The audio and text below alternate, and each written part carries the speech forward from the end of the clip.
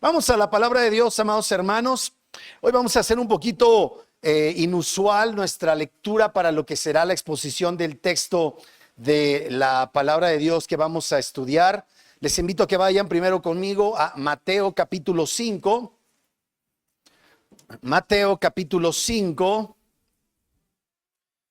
Y vamos a leer las bienaventuranzas y luego nos desplazaremos al capítulo número 8 para leer del versículo 5 al versículo número 13. Entonces, les pido que por favor, si son tan gentiles, me acompañen en esta lectura de la palabra de Dios. Dice así en el Evangelio de Mateo, capítulo 5, versículo número 1. Dice así: viendo la multitud, subió al monte y sentándose vinieron a él sus discípulos. Y abriendo su boca les enseñaba, diciendo: bienaventurados los pobres en espíritu, porque de ellos es el reino de los cielos. Bienaventurados los que lloran, porque ellos recibirán consolación. Bienaventurados los mansos, porque ellos recibirán la tierra por heredad. Bienaventurados los que tienen hambre y sed de justicia, porque ellos serán saciados. Bienaventurados los misericordiosos, porque ellos alcanzarán misericordia. Bienaventurados los de limpio corazón, porque ellos verán a Dios. Bienaventurados los pacificadores, porque ellos serán llamados hijos de Dios. Bienaventurados los que padecen persecución por causa de la justicia, porque de ellos es el reino de los cielos.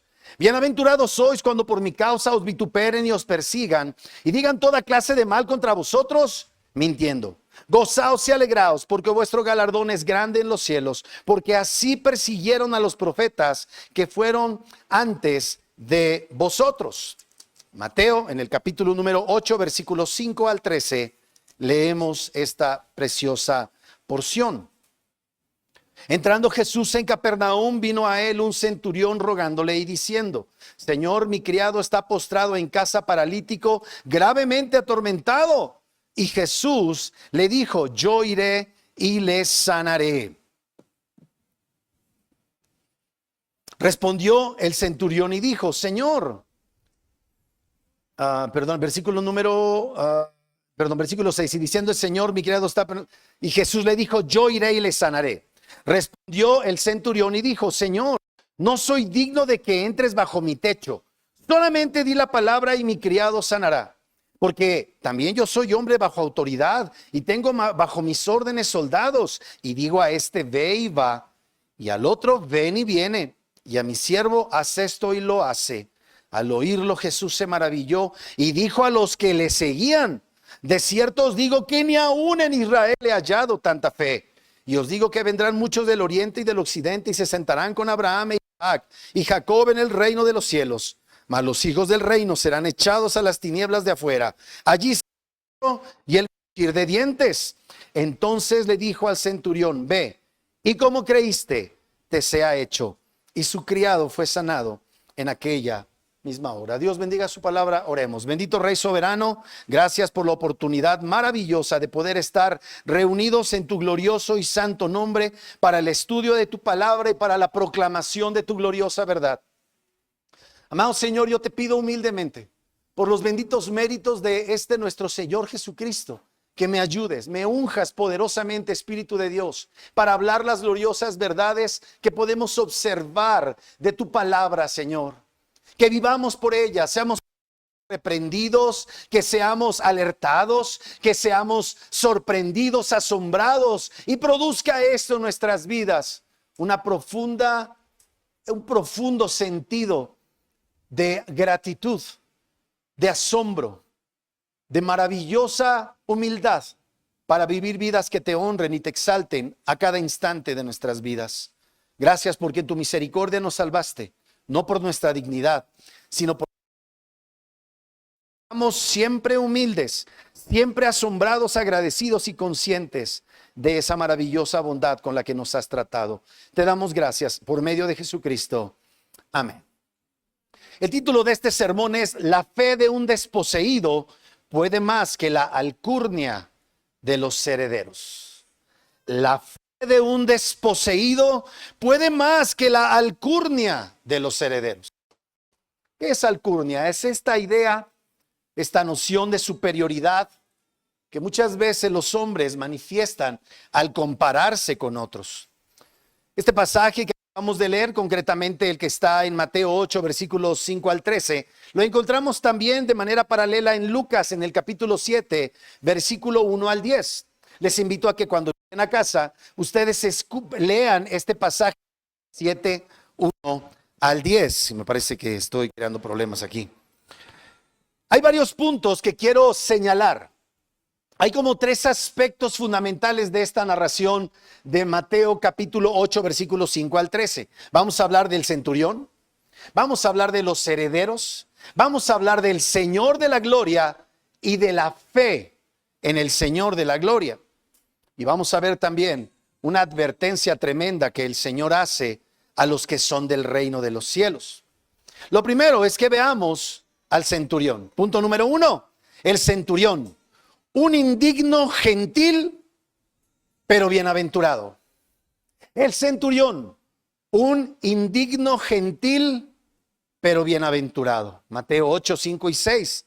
Entrando Jesús en Capernaum, vino a él un centurión rogándole y diciendo: Señor, mi criado está postrado en casa, paralítico, gravemente atormentado. Pon atención a lo que estás leyendo, amado. El Señor Jesucristo terminó su sermón, se va dirigiendo hacia Capernaum, viene de esos montes que no son unas montañotas, son unas lomitas alrededor de lo que era el mar de Galilea, que realmente es un lago. Ahí viene el Señor dirigiéndose a Capernaum, en donde está su base, en donde vive la suegra de Pedro y donde también vive Pedro. En su trayecto aparece un leproso. Y el texto dice: y he aquí, vino un leproso. Tremendo pasaje, alguna vez lo he predicado. Y es importante que entendamos que los leprosos no se acercaban a las multitudes. El Señor sana al leproso. Y en la señal que Él está haciendo del milagro de sanar a un leproso, Dios ya está comenzando a aplicar este principio que nos enseñó de la bienaventuranza en su sermón. Vemos a un leproso con todavía la enfermedad, pero era un leproso ya bienaventurado porque ya creía en el Señor. Por eso llegó y le dijo: Maestro, si quieres, puedes sanarme. Puedes limpiarme, de hecho es la palabra. Bien, hace esa obra, todos quedan asombrados y ahora entra a Capernaum. Y entrando a Capernaum se encuentra con un hombre que le hace una petición muy peculiar. Este hombre era un centurión romano. Piensa por un momento en lo que significa que sea un centurión romano. De acuerdo con Lucas, a este hombre realmente lo fue a representar una comisión de ancianos judíos de la ciudad para pedirle que el Señor tuviera a bien sanar a su siervo enfermo de gravedad. Es interesante, pensemos por un momento en lo que está sucediendo. Un centurión romano le dice al Señor Jesucristo: te ruego. Pregunta: ¿acaso era común que los romanos rogasen a sus conquistados?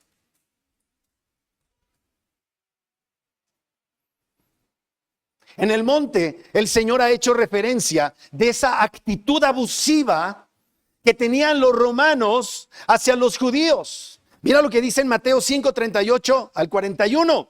Oísteis que fue dicho. Cuando el Señor aborda el tema de la verdadera y correcta aplicación de la ley, de la correcta interpretación, el Señor empieza a hablar de este mandamiento. Oísteis que fue dicho: ojo por ojo y diente por diente. Esto los judíos lo habían entendido en términos de venganza, pero jamás tuvo como propósito la venganza, la ley del talión.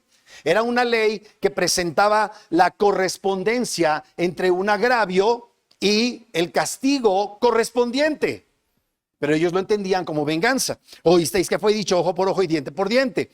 Pero yo os digo, no resistáis al que es malo. Inmediatamente, ¿en quién habrán pensado los judíos que estaban allí? Los romanos, los publicanos, ¿verdad? Pero yo os digo, no resistáis al que es malo. Antes, a cualquiera que te hiera la mejilla derecha, vuélvele también la otra. Y al que quiera ponerte a pleito y quitarte la túnica, déjale también la capa. Versículo 41. Y a cualquiera que te obligue a llevar carga por 1 milla, ve con el 2. ¿Quién crees que practicaba esto de que les cargaran por 1 milla los utensilios? Los romanos llevaban todo su armamento con ellos todo el tiempo, escudo, jabalina, artículos de comida, era algo pesadísimo. Y cuando veían a un judío, le decían, hey, ven para acá, y le daban su mochilita para que se la cargara. Eran unos abusivos. Pero encontramos a este hombre, versículo 5 de Mateo 8, entrando Jesús en Capernaum, vino a él un centurión rogándole. Qué poderosas palabras. ¿No habías notado? A veces lo leemos y no pensamos en esto. Y diciendo, Señor, mira las palabras que le dice. Señor, mi criado está postrado en casa paralítico y gravemente atormentado. Así es que recordemos que un centurión era el capitán de una centuria, es decir, una compañía romana de 100 soldados invasores en el territorio de Israel. Había incluso una secta llamada los celotes, y dentro de la secta de los celotes había un grupo élite de asesinos conocidos como los sicarios, que se dedicaban a matar romanos de una manera furtiva. Pero esto es tremendo, porque este hombre capitán de centuriones está ¿qué? Rogándole al Señor. Y permíteme darte un par de pistas de cómo debes leer el Evangelio de Mateo. El Evangelio de Mateo tiene como pasaje clave, opino, las bienaventuranzas. Para que tú entiendas correctamente este evangelio según Mateo, en toda su riqueza, debes tomar en cuenta que comienza hablando de las bienaventuranzas, aquellos que son bendecidos por Dios. Entender las bienaventuranzas en el sentido de la obra de regeneración realizada por Dios para que puedan ser sus discípulos. Por eso es que el Señor dice, y subiendo al monte se sentó y hablaba a sus discípulos, y a ellos les dijo, ustedes son los bienaventurados, los ciudadanos del reino, y porque han sido regenerados, ustedes reconocen su pobreza espiritual. ¿Bienaventurados qué? Los pobres en espíritu. Escúchame, en la Biblia ser pobre no era un elogio, como ahora usan. Ahora ser pobre es un elogio, pero en la Biblia no es elogio. Es de hecho prueba infalible de la presencia del pecado de la humanidad. A los pobres siempre los tendréis, dijo el Señor. Así es que tenemos que desechar esa basura que nos meten y entender que el Señor califica la pobreza, que es bienaventuranza. Bienaventurados los que pobres en espíritu. Y la palabra pobre en espíritu es tremenda. Los autores tuvieron que sumar pobre en espíritu para tratar de dar la idea correcta, porque el concepto es un pobre que está encorvado con una actitud de indigente que absolutamente no tiene nada para adquirir el reino de los cielos. Todas tus riquezas, todas tus cualidades, todas tus virtudes, todos tus logros no alcanzan para que tengas lo que ahora tienes, el reino de los cielos. Qué tremendo es eso. Cuando entiendes eso, entiendes el resto del libro de Mateo. Porque los milagros, segunda pista, los milagros en Mateo y en ninguno de los evangelios, de hecho, tienen como propósito la conversión de nadie. Nadie se convierte verdaderamente por ver milagros. ¿Por qué? Porque los milagros solo tenían como propósito acreditar, convalidar que el mensaje dado venía de parte de Dios. ¿Estás conmigo? Nadie se convirtió por ver milagros. De hecho, en el Evangelio de Mateo capítulo 2 dice que muchos vieron y creyeron en Jesús por las señales que vieron que hizo. Y al final dice, pero Jesús no se fiaba de ninguno porque él sabía lo que había en el corazón de los hombres. Esos milagros siempre tenían como propósito validar el mensaje. Ahora veremos que en este libro tienen una relación directa con los regenerados, los verdaderos creyentes.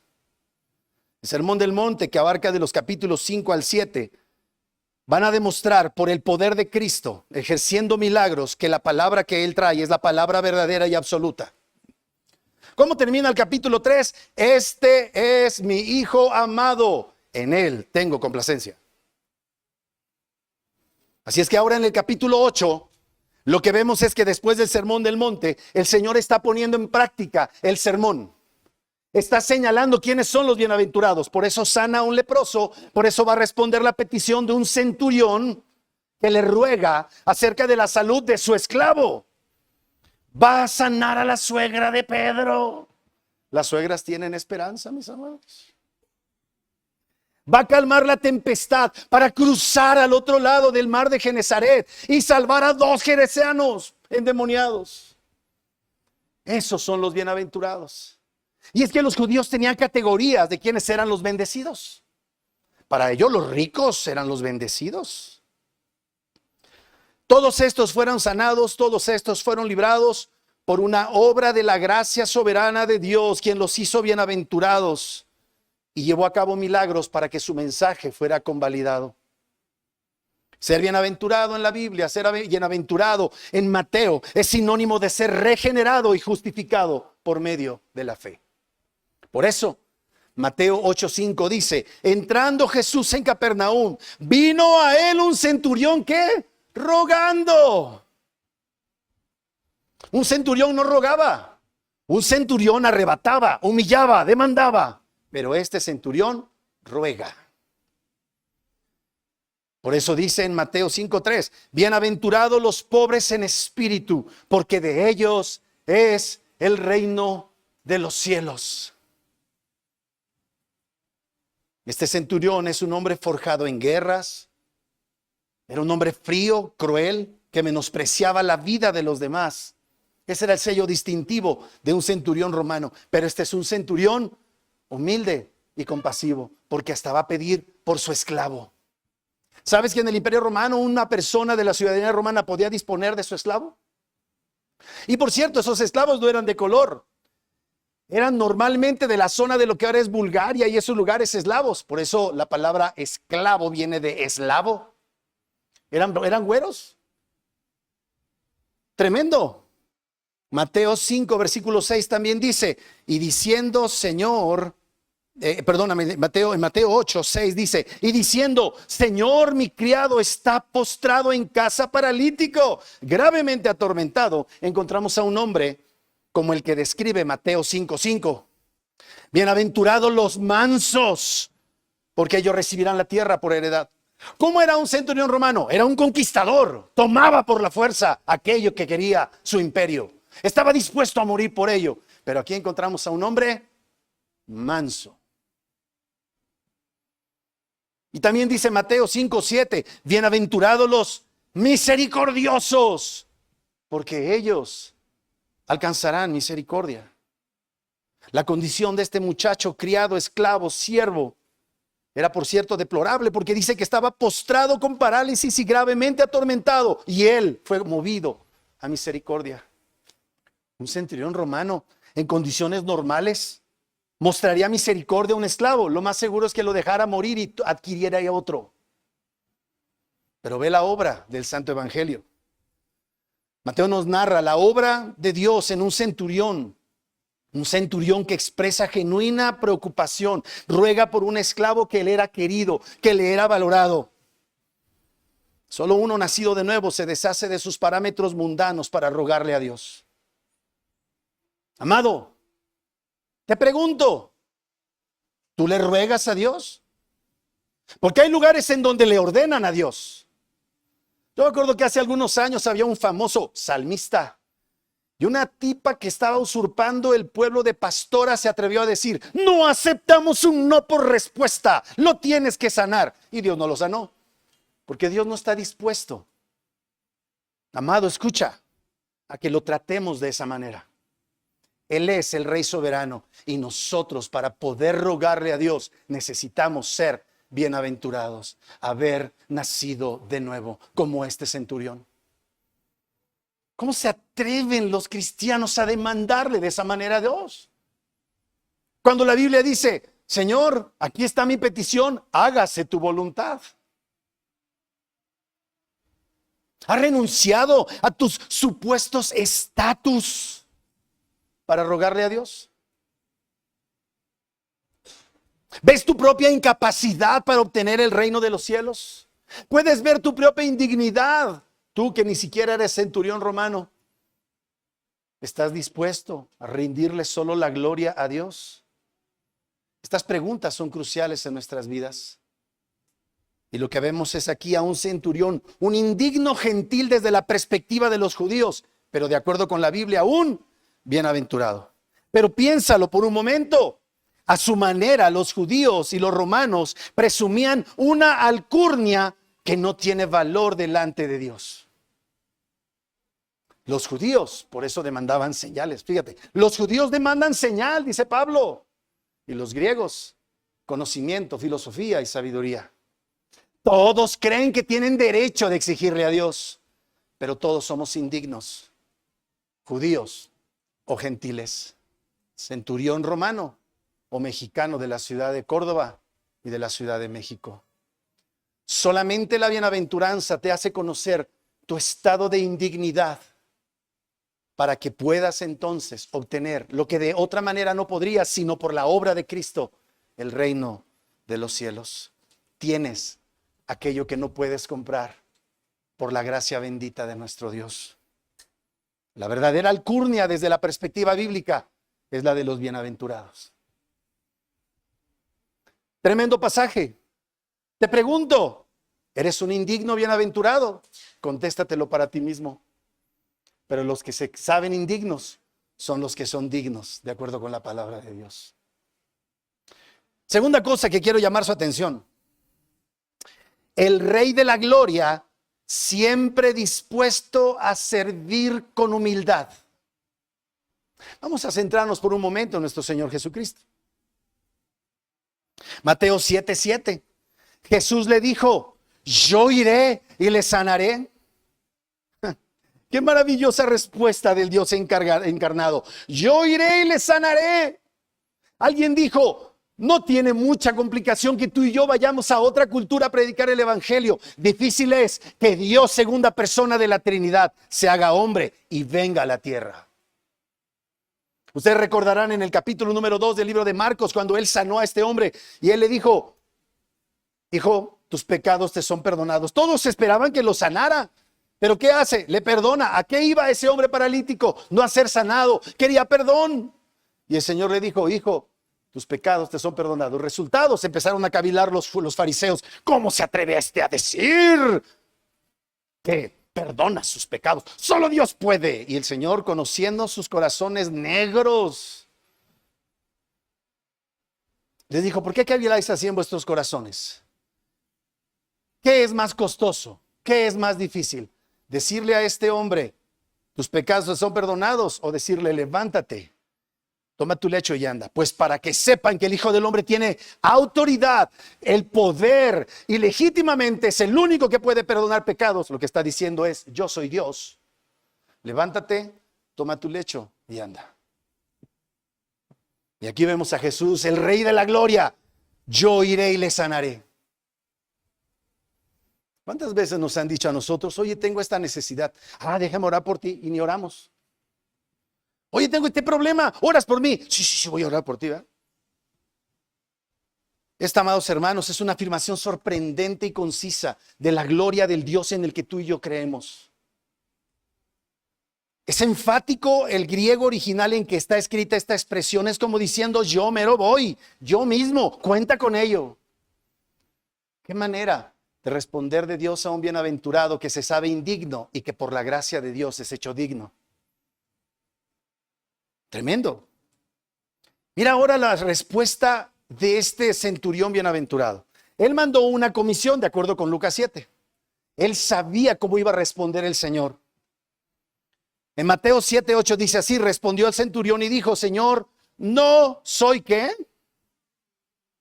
No soy digno de que entres bajo mi techo. ¿Cómo crees que viviría este centurión? ¿En un cuchitril? ¿En un cinturón de miseria de una ciudad industrial? Seguramente tenía una de las mejores casas de Capernaum. Si había un lugar adecuado para recibir a una persona, sería esa. Pero él dice, no soy digno de que entres bajo mi techo. Y mira estas palabras, solamente di la palabra y mi criado será curado. Como dije en Lucas 7, los ancianos refieren a este centurión como un hombre que es digno. ¿Y por qué decían que era digno? Le dijeron, sí, señor, atiende su petición, él es digno. ¿Por qué? Porque hasta nos construyó una sinagoga, es re lindo. Y por dentro dijeron, está todo amolado, el gentil apestoso. Pero cuando menos nos hizo una sinagoga. Y es que así pensaban, así siguen pensando los judíos. ¿Y qué pasó? Él dijo, yo no soy digno de que entres en mi casa. El centurión, cuando sabía lo que iba a responder, o al escuchar la respuesta de Cristo, está abrumado por su sentido de indignidad. Y como alguien dijo, usualmente en el reino de los cielos, solamente aquellos que se saben indignos son los dignos. Lucas 7, 4 al 5 nos informa que estos varones entonces intercedían por él. Pero él dijo, no soy digno de que entres bajo mi techo. Medita bien estas palabras. ¿Un romano se consideraba indigno de manera normal? No, eso era imposible. De hecho, Pablo, el apóstol, va a usar este privilegio de ser romano para resolver muchos de los problemas en los que estuvo. Pablo, de hecho, va amorosamente a reprender a los filipenses. Lee la carta a los filipenses. Y Pablo los va a reprender por ese orgullo que yacía por debajo de lo externo en el corazón de los hermanos filipenses, quienes se sentían orgullosos de vivir en Filipos. Por eso el Señor les dice, no se equivoquen, nuestra ciudadanía está en los cielos, de donde también esperamos a nuestro Salvador. Así es que, amados hermanos, Pablo amorosamente reprende a estos hermanos filipenses que tenían alcurnia por vivir en una ciudad y colonia romana. Ahora imagínate un centurión, un oficial del imperio, muy probablemente el capitán de la guarnición de Capernaum, llamándose indigno. La razón, Mateo 5:3. Bienaventurados los pobres en espíritu, porque de ellos es el reino de los cielos. Esto por supuesto no lo dice el texto, pero no es una locura pensar que este centurión, cuando vio a multitudes aglomerándose allá en las lomitas lejanas, vio reunidas a multitudes, seguramente sus antenitas de vinil le dijeron de centurión, ahí va a pasar una revuelta. Y entonces probablemente vestidos de civil o de alguna manera, no sé qué tanto habrían pasado desapercibidos, pero él escuchó ese mensaje. Y habiendo estado en la sinagoga probablemente, había escuchado del Mesías. Y cuando vio al verdadero Mesías, pudo ver, pudo creer lo que muchos de esos judíos no veían y no creían. Porque no es por la alcurnia de ser judío, es por la bendita gracia que tú puedes ver al Mesías. Este centurión, escuchando al Mesías, pudo detectar la voz de su pastor. Mateo 8:8 respondió el centurión y dijo, Señor, yo no soy digno de que entres bajo mi techo, solamente di la palabra y mi criado sanará. Qué gloriosa fe. No necesitó ver para creer, oyó, la fe vino por el oír y creyó en el Mesías. Y mira cómo lo expresa, porque yo también soy hombre bajo autoridad. Tengo bajo mis órdenes soldados y digo a este ve y va, y al otro ven y viene, y a mi siervo hace esto y lo hace. Y él entiende algo. ¿Quién es él comparado con la encarnación misma de la autoridad de la palabra? Un indigno. ¿Quién es él para que un maestro glorioso como Jesucristo desafíe la costumbre de no entrar en la casa de un gentil para no contaminarse? No, Jesús no debe entrar a esa casa, pero está dispuesto a ir a la casa. Ni siquiera debería aproximarse desde la perspectiva de los judíos. Y ustedes recuerden, Pedro dijo a Cornelio y a sus invitados en Cesarea Marítima lo siguiente cuando llegó a predicarles. Miren cómo dice en Hechos 28a. Hechos 10:28 en la primera parte. Y les dijo, vosotros sabéis cuán abominable es para un varón judío juntarse o acercarse a un extranjero, entiéndase gentil. Pero este centurión no era de esos extranjeros paganos, era un bienaventurado. Bienaventurados los pobres en espíritu, porque de ellos es el reino de los cielos. Este centurión ha entendido algo que la mayoría de los judíos de Galilea y Judea no han entendido. Él entendió que lo único que era necesario para la verdadera y completa curación de su esclavo era la palabra de Jesús. Porque también yo soy hombre bajo autoridad y tengo bajo mis órdenes soldados, y digo a este ve y va, y a otro ven y viene, y a mi siervo haz esto y lo hace.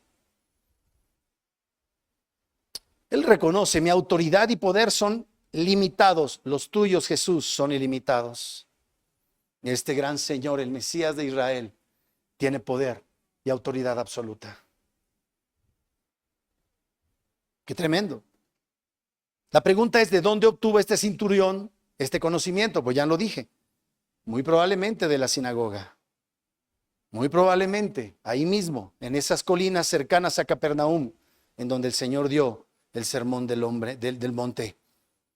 Este hombre, desde la perspectiva de los judíos, también podría significar que era creyente en la Torá, aunque no circuncidado. Y me inclino a pensar que estos mismos ancianos judíos no creían en Jesús como Mesías, como sí creía el centurión, que se sabe indigno. Este centurión puede ver a aquel del que solo había oído, pero que los judíos de Alcurnia no reconocen como el Mesías. Y Mateo 8:8 dice esto: bienaventurados los de limpio corazón, porque ellos verán a Dios. Él identificó a Jesús el Mesías como el prometido Mesías de Israel. Amado hermano, ¿puedes ver a Cristo Jesús? Muchas veces lo que nos impide ver a Cristo Jesús es que nos sentimos dignos. Puedes confiar en su poderosa palabra. Muchas veces no confiamos plenamente porque nos sentimos dignos y pensamos que tenemos recursos que pueden ayudar a Dios en nuestro problema. O eres de aquellos que se reconoce indigno ante su majestad, su gloria y su poder. Y te pregunto, ¿estás siempre a servir con humildad como lo hizo Cristo? Número 3, la clase de fe. Ya vimos el centurión, al maestro, regresamos un poco al centurión. Número 3, la clase de fe que poseen los indignos es superior a la alcurnia de los herederos infieles. Lo voy a volver a leer. Siempre me regañan allá en Córdoba: están muy largotas tus proposiciones, ¿no? Y sí, tan largas, pero pueden ver el video. La clase de fe que poseen los indignos es superior a la alcurnia de los herederos infieles. Mateo 8:10 dice: al oírlo Jesús se maravilló y dijo a los que lo seguían: de cierto os digo que ni aún en Israel he hallado tanta fe. ¿Qué está haciendo el Señor con los que lo seguían? Les está reprochando, los está regañando. Ustedes son los hijos del reino y ni en ustedes se ha hallado esta clase de fe desde su perspectiva, de este indigno, gentil, invasor, merecedor de la justa ira de Dios. Jesús estaba maravillado. Jesús, ¿por qué está maravillado? Porque está alabando la obra de su Padre, que es el que concede por su Espíritu el don de la fe para creer en Él. ¿Por qué crees en Jesús? Porque Dios te dio el don de la fe para creer en Él. Esta clase de fe de este gentil indigno sobrepasa en excelencia a la supuesta fe y a la alcurnia de esos judíos. Estos judíos de alcurnia eran unos privilegiados, pero la mayoría eran incrédulos. Su humana fe no era otra cosa que una mera tradición que no tenía poder de salvar. Y Jesús en su humanidad se asombra por la única clase de fe que salva, esa que se describe en las bienaventuranzas: el poder de la palabra que te hace nacer de nuevo. Ese poder de la palabra que te aplasta ante la visión de la gloria y la santidad de Dios. Miserable de mí, ay de mí que soy hombre muerto, pues han visto mis ojos al Rey. Esta clase de fe de los bienaventurados se expresa en una confianza ilimitada en su palabra. Este centurión, a final de cuentas, es un botón de muestra de la gran cosecha que está en el futuro breve, cuando por la predicación apostólica entrará un montón de gentiles y habrá un remanente de judíos, los cuales Dios sostendrá hasta su regreso, para que la iglesia sea, en un sentido, ya no tienen importancia esas categorías, pero de gentiles y de judíos. Amado hermano, posees la clase de fe que poseen los indignos y que es superior a la alcurnia de los herederos infieles. ¿Por qué lo tienes? Porque reconoces tu indignidad y esto es resultado del nuevo nacimiento. Pablo dice, ¿qué tienes que no haya recibido? Y si lo tienes, ¿por qué te jactas como si no lo hubiera recibido? Oh, amados, es tan fácil que de este lado que nos llamamos reformados, entremos en una dinámica de superioridad sobre aquellos que no creen en lo que nosotros creen o no han visto lo que por la gracia de Dios vemos. Mis amados, necesitamos entender la profundidad y la gloria de lo que Dios hace cuando nos hace nacer de nuevo. Número 4. La seria advertencia a quienes se asumen superiores. La seria advertencia de quienes se asumen superiores. Mateo versículo 11 y 12 de Mateo 8. Mateo 8. Y os digo que vendrán muchos del oriente. ¿A quién se lo dijo? A los judíos, a sus discípulos y a los otros que estaban allí de chismosos, ¿verdad? Y os digo que vendrán muchos del oriente y del occidente, y se sentarán con Abraham, e Isaac y Jacob en el reino de los cielos. Mas los hijos del reino serán echados a las tinieblas de afuera. Allí será el lloro y el crujir de dientes. El evangelio, amados hermanos, muestra un fuerte propósito misionero. Sabemos que ahí está lo que llamamos la gran comisión. Vayan y hagan discípulos a todas las naciones, bautizándoles en el nombre del Padre y del Hijo y del Espíritu Santo y enseñándoles que guarden todas las cosas que yo he mandado. Y aquí yo estoy con ustedes hasta el fin del mundo. Evidentemente nuestro Señor tiene en mente la evangelización de las naciones y por eso les presenta la obra de regeneración en este centurión a esos judíos. Mateo es un evangelio de los indignos salvados por el Señor, que sí es digno. Los gentiles viniendo a Cristo de todas partes a disfrutar la salvación junto con los patriarcas, según lo habían anunciado los profetas. Mira lo que dice, por ejemplo, Isaías capítulo 2, versículo 2.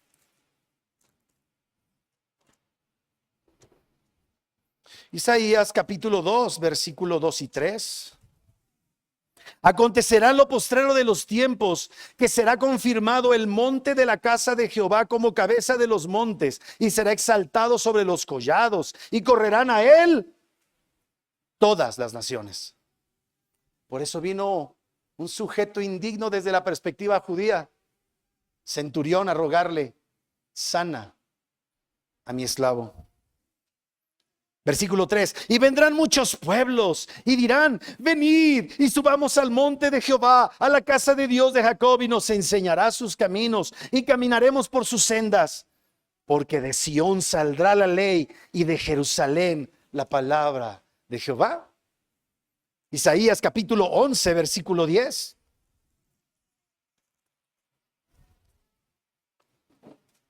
Acontecerá en aquel tiempo que la raíz de Isaí, la cual estará puesta por pendón a los pueblos, será buscada por las gentes. La expresión las gentes en Reina Valera no es que sea medio, perdón por la expresión, medio macuarro el que escribió, porque no se dice las gentes. Pero la expresión en Reina Valera significa las naciones, los gentiles, las etnias. Qué tremendo pasaje. Tremendo. Dice, la cual estará puesta por pendón a los pueblos, será buscada por las gentes y su habitación será gloriosa. Isaías 45. Versículo 6.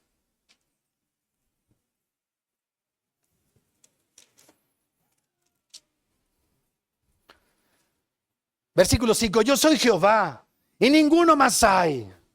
No hay Dios fuera de mí. Yo te ceñiré, aunque tú no me conociste. Se lo dice a Ciro.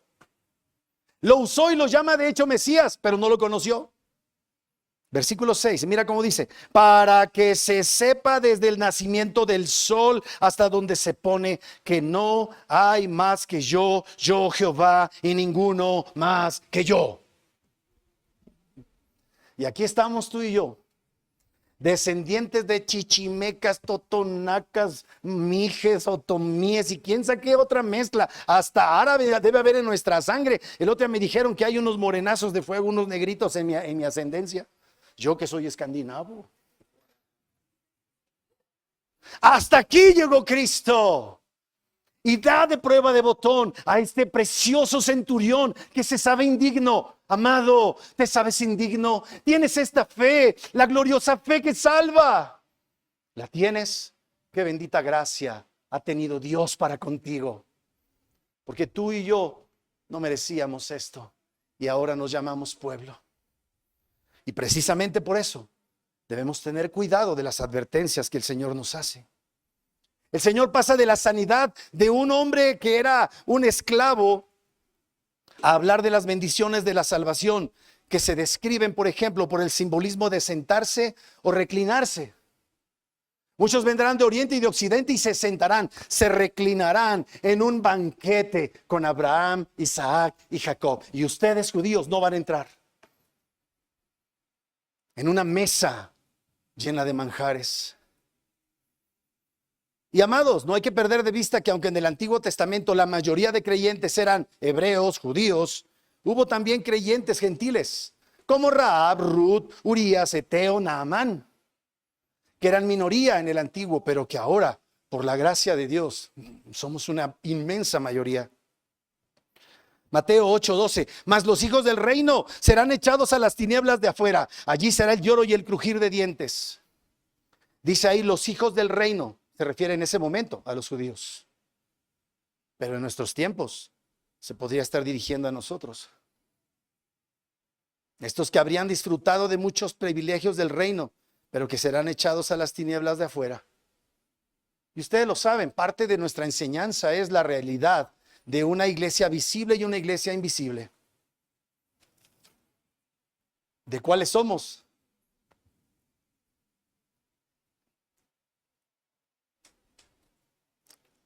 Aquí vemos el resultado del rechazo contumaz de los judíos, de su actitud de superioridad que era falsa. Dios no ha desechado completamente a los judíos, porque hasta este día hay gente descendiente de judíos que son creyentes. Pero a final de cuentas, amados, la salvación es para todos aquellos que creen, por el don de la fe otorgada para creer en Jesucristo, sin importar nacionalidad o raza, porque Abraham, de acuerdo con la Biblia, es padre de todos los creyentes, incluidos los gentiles. Por eso creyó siendo gentil. Se le dio el evangelio antes de circuncidarse. Y por eso debemos tener cuidado si nos llamamos creyentes, no sea que nuestra actitud de superioridad sea un mal indicio. Porque allí será el lloro, el llanto y el crujir de dientes. El llanto por esa infelicidad inconsolable, interminable, por una desesperanza completa y eterna de haber despreciado al Mesías. Y un crujir de dientes por una ira frenética incesante en aquellos que, aunque estén en el infierno y sepan que están justamente en el infierno, odian a Dios. Amados hermanos, ¿será que nos estemos asumiendo superiores y de alcurnia sobre los demás? Tengamos cuidado como supuestos herederos de la reforma. Siempre tengamos en cuenta que la razón por la que nos llamamos hijos de Dios es por la bendita gracia. Y número 5, con esto termino. Bueno, ya saben que cuando Lalo Peña dice y con esto termino, puede no significar nada, pero haré lo mejor que pueda. Número 5. Jesús honra la fe concedida por su Padre Jesús honra la fe concedida por su Padre para creer en Él. El versículo 13 es uno de los pasajes más mal entendidos en el ámbito de muchas iglesias evangélicas de corte, y lo digo con todo respeto por nuestros amados hermanos pentecostales, algunos neopentecostales y carismáticos y neocarismáticos, porque le dan una interpretación incorrecta. ¿Y cuál es la forma correcta? Vamos a leerlo, Mateo 8:13. Entonces Jesús dijo al centurión: ve, y como creíste, te sea hecho. Y su criado fue sanado en aquella misma hora. ¿Qué es lo que muchos creen? Es que la fe del centurión provocó el milagro. No, no fue su fe. La Biblia no enseña, ten fe en tu fe. La Biblia enseña, ten fe en el Dios revelado en las Escrituras. ¿Están conmigo? Nunca la Biblia dice, ¡ay, qué impresionante tu fe, que lograste el milagro! Un milagro es un asunto de la absoluta soberanía de Dios. Cuando Dios quería, los hacía. No porque nosotros activemos el poder de Dios. ¿Has escuchado? Activa a Dios. ¿Activa a Dios? ¿De qué estás hablando? ¿De un carro de control remoto, de la tele o de qué cosa hablas? Y debemos tener cuidado porque es sutil. Dios actúa conforme a lo que conocemos de Él por su palabra. Él es soberano y su criado fue sanado porque Él sabía que Dios tenía poder para sanar. Pero sobre todo porque creyó que Jesús era el Mesías. Porque creíste en mí, te sea hecho. Porque me pudiste identificar, tu milagro se ha hecho. Muchas veces le andamos colgando a Dios poderes que Dios no tiene. Muchas veces queremos que Dios sea tan bueno como nosotros. Muchos que se hacen la pregunta, pero ¿por qué Dios salva a uno y otros no? ¿Por qué escoge a unos para salvación, otros no? Tú despreocúpate, más bien pregúntate, ¿cómo se atrevió a salvarte a ti? ¿Por qué a ti? Este criado fue sanado porque él creía en el Mesías. Así es que nuestra oración sí debe ser nuestros deseos. La confesión dice, la oración es la expresión de nuestros deseos que se conforman a la palabra de Dios, y Dios lo responderá como Él quiera, porque Él es soberano. Así es que ten cuidado de tener fe en tu fe. Ve y como creíste te sea hecho. No te adjudiques la gloria por la obra de Dios en tu vida, ni por sus intervenciones en tu vida. En conclusión, el Señor llama la atención a un asunto más importante que la sanidad física. Nos insta a ser salvos de su justa ira, la ira de su Padre. Este pasaje, como dije, pasa de la curación física a la salvación eterna. Sí, Dios puede sanar cuerpos temporalmente, pero sobre todo Dios puede sanar las almas de los hombres cuando se les predica el evangelio y Él escoge hacer nacer de nuevo a los que escuchan. A ti y a mí nos toca dar el mensaje. A Él es al único que le corresponde la gloria de hacer bienaventurados por ese mensaje a sus escogidos. Dios es el Señor y dueño de la vida eterna, y eso es lo más importante. Dios nos permite ver la salvación de un gentil por la obra de la regeneración, por la fe que Él le concedió en un escenario de una enfermedad grave de un esclavo. ¿Para qué Dios hizo ese milagro? Para revelarse. Amados, digo esto con temor y temblor. Lo vuelvo a decir. Como herederos de la tradición reformada en la iglesia protestante, como herederos de la tradición presbiteriana, debemos observar este pasaje con temor y temblor y meditar en nuestro proceder, meditar en nuestra forma de actuar. Somos lo que somos y lo que somos es por la gracia de Dios, y por eso debemos temer. Porque podemos caer en la trampa de pensar que somos la alcurnia y entrar en un estado de sopor semejante a los judíos. Temamos a Dios y asumamos la actitud del centurión, quien se reconoce indigno ante la magnitud de la gracia de Dios que se ha manifestado por medio de Jesucristo. Termino con esto. Confiemos solo en Dios, quien por su bendita gracia nos hizo bienaventurados. Que Dios bendiga su preciosa palabra. Vamos a orar. Pónganse de pie conmigo. Nuestro amado Dios, Padre Celestial, en esta hora, por los benditos méritos de tu precioso Hijo, venimos delante de ti con un corazón contrito y humillado, reconociendo tu maravillosa gracia.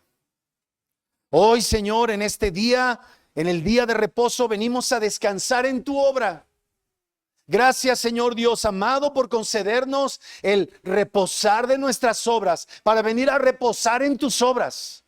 Esa bendita regeneración, ese nuevo nacimiento que nos es completamente imposible de obtener, que nos es completamente fuera de nuestras capacidades, porque es necesario nacer de arriba, nacer de Dios, para llegar a ser como este bienaventurado centurión.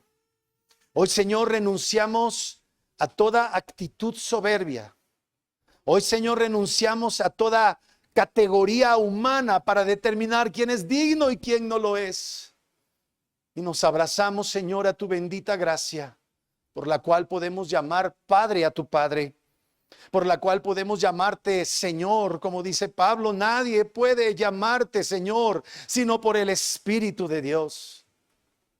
Hoy solamente presumimos de ti, nos jactamos de ti y renunciamos a toda jactancia personal para, como este bienaventurado centurión, venir delante de ti a reconocer que no somos dignos de que vengas a esta casa, pero que tú fuiste tan bueno, tan misericordioso, que viniste a nuestras vidas para salvarnos. Y si tú en esta tarde te das cuenta de tu indignidad y nunca has creído en Cristo, yo te ofrezco al Cristo de la gloria. Yo no te vengo a ofrecer una salvación que tú puedas obtener, porque no la puedes obtener. Porque Dios ha señalado, ha puesto a su Hijo como el único medio para salvación. Y yo te exhorto en el amor de Cristo, conociendo el temor de Dios, como si Dios rogase por mí. Arrepiéntete y ven a Cristo. Y que el bendito nuevo nacimiento que obra en tu corazón te haga conocer tu indignidad y haga que la bendita gracia te haga creer en Cristo y ser justificado por medio de la fe. Muchas gracias, Señor, por este tiempo hermoso de exposición de tu palabra. A ti te debemos todo el honor y toda la gloria en Cristo Jesús. Amén.